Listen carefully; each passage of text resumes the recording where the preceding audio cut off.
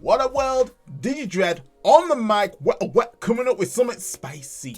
Because it isn't red, it's not even blue, not even purple, not even imp and all that good stuff. We are diving into a bit of Pulsemon. The reason why is because I'm really getting a bit bored of the meta decks that are currently going on in EX3 and BT10. I just want to kind of just step away and just create a deck just for creating a deck's sake. It seemed, for me, it's been a while me doing something like this. So in this video, I wanted to really focus on what Pulsemon can offer with the variety of cards that we do have accessible to us. So if this is the video for you, if you want something new, something a bit jank, then stick around and enjoy. And if you are new to the channel and you like what you see, then make sure you subscribe and turn the notification bell because I do videos on the reg. So as you can see here, we got Pulsemon. And I'm not gonna lie, I feel like Pulsemon's got a little bit of spice because we did get an actual new promo card, which I was like, it's a little bit trash. But looking a little bit deeper, it's actually pretty hot, guys. I'm not going to lie, but I'm going to showcase what this deck build is all about, what I'm trying to do with it, and then I'm going to let you guys drop a comment in the box and tell me if it's trash or okay, somewhat decent. Let's see if we can discuss and kind of tweak it to fit the meta that we're currently in. So first off, going on with the eggs, I think suitable is going to be the 4 Opus, because this really just fits with the overall strategy. Is when you're attacking once per turn, if you have 3 or more or fewer security cards, trigger draw 1. So it's just a nice little bit of source of draw. The main premise of using Pulsemon is always being at 3. The 3 is like the sweet spot. Anything below, that's absolutely fine, but we want to try and just stabilize at 3, and we've got good ways to actually just kind of stabilize quite nicely. So we do run that 4, and that's what it's going to be for the eggs. That's all we need. There's no really good egg that can kind of fit within the theme of what we're trying to achieve. There is one egg where you kind of like 6 or more. We don't want to be at 6 or more. We do want to be at 3. So going on to the rookies, we do run 12 in the deck. Starting off with is the BT6 Pulsemon. This is actually probably the one that you want to have in raising. You really want this bad boy in raising because it grants jamming if you are at 3 security, which is delicious. Swinging in nicely without no issue is going to be good, especially for yellow. Pretty rare that we have a jamming form of keyword in a yellow deck, but we can utilize that when we hit that sweet solid 3. Also, its on play is rather interesting. You may trash cards from top of your security until you are left with 3. So this is going to be your kind of like, well, I've got quite a bit of security here. Boom, let's just throw this down, get myself to 3 security. So you're at that sweet spot for Pulsemon's inheritables to really do some work. But you gain memory for each card that you trash. Effectively, if you're on 5 security, this is going to be a 1-cost rookie right there, which is glorious. 9 times out of 10, you're probably going to be getting at least dropping this down for a 2-cost. Depends if the opponent is chipping away at you. But we do run that 4 because ideally you do want to be having this in raising and seeing it enough. Then we also run the BT7 Pulsemon, which when attacking, if you have 3 security cards, gain 2 memory. 2 memory is quite a lot for you to execute some core plays or throw out some options in there to get rid of the opposition. It's really cool. Then we do run the promo Pulsemon, rocking in out the juicy 4. The reason why is because this is going to be your kind of main draw card right here, because 1 on play, if you have 3 or more security cards in your security, draw 1, banging. That's pretty much what this is here for. At the moment, we don't have a Pulsemon that actually triggers a form of search. Hopefully it will get that support later on, but we do have cards that we can utilize to obviously get that search and bank that memory, and that's obviously going to be the yellow memory boost. But that is it for the rookies. I did have a Salomon in here just in case, you know, the opposition is getting a bit like yay, knocking my security down. But I was like, we'll see how this rendition does for now and kind of go from there. We can always make the tweak, guys. This is not the ultimate build that's going to, you know, win your place at Nationals, I can tell you that much. But moving on to the champions, got it right this time, we go in with 10. So this is going to be your Bulkmon from BT6. This is actually really quite a powerful Bulkmon because whilst you have 3 or more security cards, then you get a security attack +1. This is kind of for that nice little cheeky early game swings that you want to be going in with, but it is at 5k DP. So one thing you need to kind of make sure, if you're gonna go in hasty with that boy in the gym, make sure you got your tamers out that can reduce the opposition's security values by 2. Obviously that's going to be your Titan Kari right there. That's going to be massively helpful in right there, because, you know, reducing it down by 2k is huge. And if you got more than 2, this boy can be going in swinging. So really good. We do run that at 3, which is hella nice. This boy is kind of the one that you want to be having in the raising because of the actual inheritable, which is pretty spicy right here, guys, because it's not a once per turn effect. So whilst you have 3 or more security cards, this Digimon gains blocker. Actually really good, because I will discuss obviously further along the line how this can actually be effective in order for you to kind of be defensive whilst being heavily offensive on your top end. So we do run that at 4. And then we go in with a cheeky EX1. I mean, this is one of the boxes I barely touched, but Leomon be coming in clutch because this boy likes to die. So, security effect, end of battle. So, if the Digimon swinging into this is beneath 5k, they will die and go into the trash. If you have 3 or fewer security cards, recover 1. The thing that we want to be doing is making sure that we can stabilize our security cards, being the main thing here. So Leomon is just a perfect candidate for that. He just facilitates that overall game plan. Also, it's not so bad if you happen to have him in hand and you have to evo on top of him. It is a cost of 2. It's all good. So that concludes the champion lineup. So going on to the ultimate. So we need a little bit of aggression while still enabling us to play down some tamers out whilst digivolving. So this is what our boy Rise Greymon does right here. I mean, at good old Vault 14, yeah, we got a lot of these versions. I mean, honestly, was drowning in this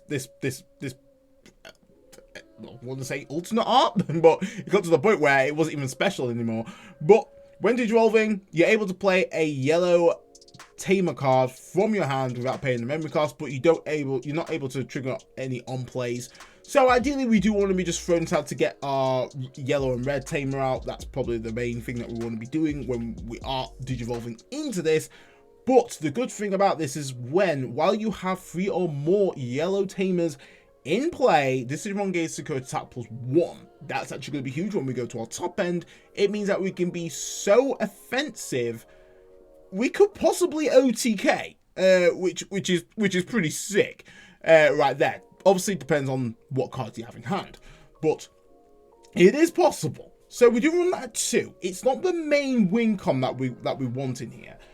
So we do have the Batmon BT7, which this is actually pretty spicy because opponent's turn, not once per turn, which is really good. When an opponent's Digimon attacks the player, if you have 3 or more security cards, unsuspend this Digimon. So, let's think about this, guys. So, we can do that when they attack our security. If we have Bulkmon in our sources, it means we can block again. So, if they're actually swarming the board, obviously with a big guy going in for that big meaty swing, or going with like the small ones, we can block that. That's not a problem. Then they'll obviously swing again, which will go through because effectively, well, in essence, it's going to swing at my opponent first. So this, say if I'm in my Kazuchimon, when the opponent attacks a player, I will be able to unsuspend. Then I should be able to block if I'm at 3 or more. Obviously, if I'm beneath that, then that doesn't go into effect. But if I'm just above, it means I can actually block and stop some of their attacks, which is really good. So I can block multiple times with this, given the right security in my security stack. So, you know, that's actually pretty sick in my eyes. I was like, hold on a minute, this is actually not once per turn. So really cool. Obviously, if I got that interaction wrong, drop it in the comments, but that's how I see it, that you would effectively unsuspend and then you should be able to block, which is cool because they're both on opponent's turn. So let's talk about this, because we do run that Batmon at 2, but this is the one that you want to be running at 4.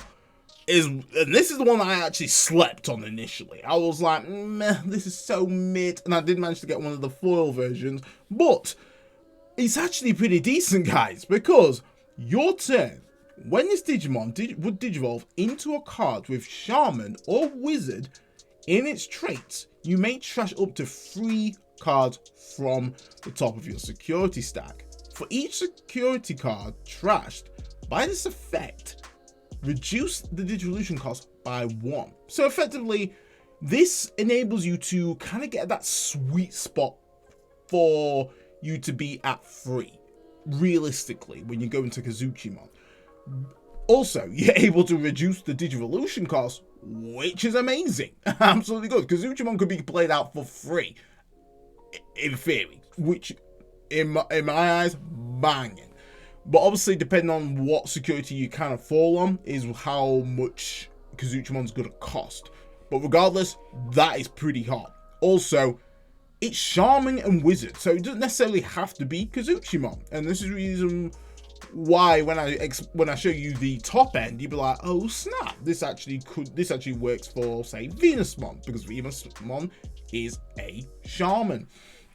So, if it couldn't get any better, we do have the Inheritable, which, when attacking once per turn, if you have 3 security cards, you can unsuspend this Digimon, going for more multi-swing action, which means Kazuchimon can be like, I'm motivated, absolutely cutting cheeks up in this biz. So we do run that at 4. This is the one that you want to be going into and raising without a doubt. I like how it's not like a when Digivolving effect. It's kind of on your turn before you Digivolve, which is pretty sick. Similar to Harissamon from like the Alphamon deck in that sense. I think it's really, really cool. I did sleep on it before, but it's actually quite nice. So going over to the Megas. This is where it gets pretty fun. So we're going with the Kazuchimon, the man of the hour, looking pretty mean. You can't lie, those katanas right there looking pretty sexy. But the thing I like about this mon is it's the stabilization of meeting the condition in order for you to actually proc off half of the pulse lines inheritables, which is sick. So when Digivolving, if you have 3 or more security cards, gain 2 memory. So you're reducing the cost massively right there. If you're at 3, sweet spot, absolutely banging. Though, if you have 2 or fewer security cards, you may recover 1, which until you get to 3. So either way, you're balancing. Even if you can't get the 2 memory, you're gonna get to 3 memory with the other effect, which is then going to enable you to just be triggering off all those inheritables, which is pretty sick. Then on your turn, whilst you have 3 or more security cards in this Digimon gains security attack +1, which is going to be huge, because this means that now this boy is going to be swinging twice with obviously a Batmon promo dish, which is banging, and then you're going to be swinging with jamming for 4 checks. Ring it up, chief. So depending on what deck you're facing, he's just cleaving through that bad boy. He's going through them ends and doing some sweet damage, which is awesome. Really good stuff right there. And that's the overall main goal that you want to be doing, is going for those swings, because we do have some secret sauce in order for you to do 3 swings, given that you're at the right condition. Remember that this boy is also reducing the cost depending on obviously what security you're at the time of Digivolving, which is awesome. You could literally go down to 0 and then go into this boy, costing you effectively 2 to go into, and you've recovered back up to 3. Wigging, absolutely wigging. I can't believe how decent that card actually is. So moving on, because I'm gushing over the boy, we're going into Mama. Mama, how you doing, girl? Damn, she's fine. So we've got Venusmon. Venusmon right here is pretty good. The reason why is because it is also classed as a Shaman, so we can actually take advantage of the Boltzmon promo edition in order to reduce the cost.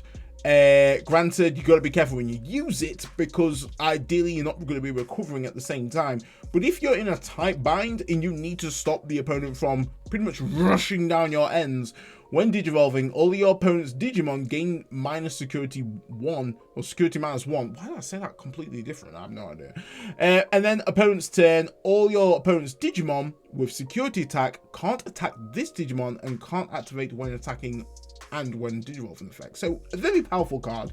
The fact that you can actually utilize it to reduce the cost is pretty sick. It really does depend on what you're going with in terms of your security. If your security is jam-packed, reduce some of that cost to at least make it Evo for 2 would be pretty sick right there. Because, you know, we do have effects where if we're at that 3, we can attack twice with our Venusmon if we do want to. You know, we could actually claim game by doing so. It's very situational, but I do feel like Venusmon is a pretty good card to stop you getting rushed down, given the situation. This can really be flexed into whatever you want, but I feel like Venusmon, being that she is a shaman, there's very little shamans in terms of yellow that kind of fit the bill. You do have Sakuyamon, which does fit that bill, so if you do want to tech her in, the one that gives -3 security when coming out of racing could be a really good call right there. And I think it's a little bit cheaper to bring out as well. Might be the same, might be cheaper. Drop me a comment in the box. But that concludes our Digimon, which is running at 36. So let's go over to the Tamers, because Tamers play a massive part in this deck. So we do run the Tai and Kari. This is just huge right here, because if you have 3 or fewer security cards, gain 1 memory, which most likely we will be, and if your opponent has 3 or fewer security cards, gain 1 memory. So really good stuff here. But the good thing with this is your turn able to reduce the security DP values of the opposition by 2k if you're swinging with a red or yellow Digimon. Obviously we're going to be swinging with yellow, so that's just going to knock that down. I mean, if we get 2 out right here and we don't happen to get this Pulsemon who's got jamming, we're still pretty much swinging over most things with our Kazuchimon for those double swing action right there. And then if we do have our Pulsemon here who grants us 2 memory if we're at 3 security cards, that's going to be sick, because we'll be able to utilize our option, which enables us to swing again. Then we do run with our TK, so obviously that's going to be our memory setter. This is going to be helping us to, one, have a look at our security, because I'm not going to lie, every time I have this security control and this card is played down and they just know when I'm going to get clapped, is not very nice. So to be on the opposite end of that is going to be freaking sweet. So able to look through the security stat, reveal card, reveal 1 card in it, an empty hand, and then if it's yellow, obviously recover 1, which, like I say, all our cards are yellow, which is good. So really good memory setter, really good for the deck. You can see what's going on. If we see that we've got a Leomon place in there, winning the absolute sauce. And then obviously if any of our options are in there, it's going to be amazing benefit. Then lastly, we do run the TK and Kari. So this right here is going to be just gaining us some juicy memory. So if you have fewer cards then your opponent gains 2 memory, most likely we will. Like, until round about the end game, that's why this kind of won't take into effect, but we should kind of finish up, which I would like for those results. But if a yellow Digimon attacks, you can suspend this Tamer and basically give your opponent -1k DP for the turn, which is just going to be good if we need to swing over something. And we do run that at 2. Obviously, depending on if we get at least one of these cards out, we got massive gains right there. we got huge gains in terms of memory in order to do some fantastic plays. So really good stuff on the Tamer front. We do run 7 in total. So let's go over to the juicy options. This one is going to be the one which is going to be that spice, the electric rush. So we do run this at 2. Does cost 2. If your Digimon,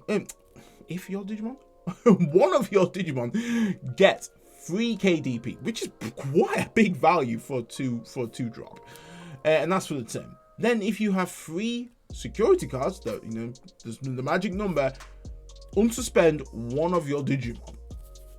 Banging. Kazuchimon going in with the absolutely slice and dice, and this is what we like to see. Obviously, depending on the security checks that you've got, like I've mentioned, if we do have Rise Greymon and we've met that criteria, Kazuchimon with this, granted, being at free security, being the main thing here, or even if not, even if we have some Tai Kamias down in Kari, that's literally 3 checks this boy is going to be doing. It's going to be doing big damage pretty comfortably right there if we manage to get the Electric Rush going out. Obviously, we do have this bad boy, so even if we don't have Rise Greymon in the stack, we have this, which could really just go in and, you know, I could be swinging 3 times, which is great. And this is where you could argue that maybe we have Rise Greymon at 4, we completely sack off the Boutmon here, and we just go pure aggression, you know, go full aggro red style on this. It's completely up to you. Most likely that might happen. It was a bit of a toss-up, but I do like having that nice bit of defensive option right there. But moving on, this boy, really cool. Insecurity, add this card to owner's hand, banging. So even if, like I say, play TK, manage to search for security, I know that's going to be in there. That's when I can kind of plan my attacks and, you know, make sure my stack's looking hella fresh, ready for me to counterattack. And then we got the card that I can't pronounce. We're going to call it Long Throw. And we're just going to go with that because I'm not even going to try. I'm not even going to try. It's an 8 cost. And this has quite a lot of effects right here. But once again, it's that magic free sweet spot, which really just makes this card shine. So whilst you have Pulsemon or Digimon with Pulsemon in its evolution cards, then basically we can know the color requirements. Doesn't necessarily matter because it is a yellow deck that we're using it in. Then main, if you have 3 or more security cards, one of your opponent's Digimon gains 12k minus 12k DP for the turn, which is pretty massive. Then if you have 3 or fewer security cards, you place one of your opponent's Digimon face down on top of their security stack. So if you are once again at that magic 3, you can do both of them because you've hit both the requirements, which is amazing. Our main premise of this deck is hitting that magic 3, so we want to be hitting that. But it's not even a worry if we don't hit that, because we're going to be deleting something or we're going to be putting them on their security stack, which is just like huge, because we've got ways to minus their security stack in order for us to not get clapped. Got to remember that both of our top end Digimon are only at 12k, so Kari and Tai and Kari actually are pretty important in order for us to survive. But we do run that at 2, feel that's pretty safe. Then we do run some yellow memory boosts. The reason why is because this deck actually doesn't have much primary searchers, so this is going to act as our searcher for the deck and also enable us to bank 2 memory when we need to, just to kind of extend those plays and ensure that we can essentially OTK in a fashion. So we do run that too. And then lastly, it's got a bit of Sunrise Buster Bust. It's got to be done. I mean, 5-drop, banging. Play a yellow or red Tamer from your hand without paying its memory cost. Beautiful. And then we're able to delete an opponent. Well, we're able to. Then one of your opponent's Digimon gains minus 3000 DP for each yellow or red Tamer in play, which is just great. Honestly, depending on your Tamer state, we're going to be doing that big boy damage right there.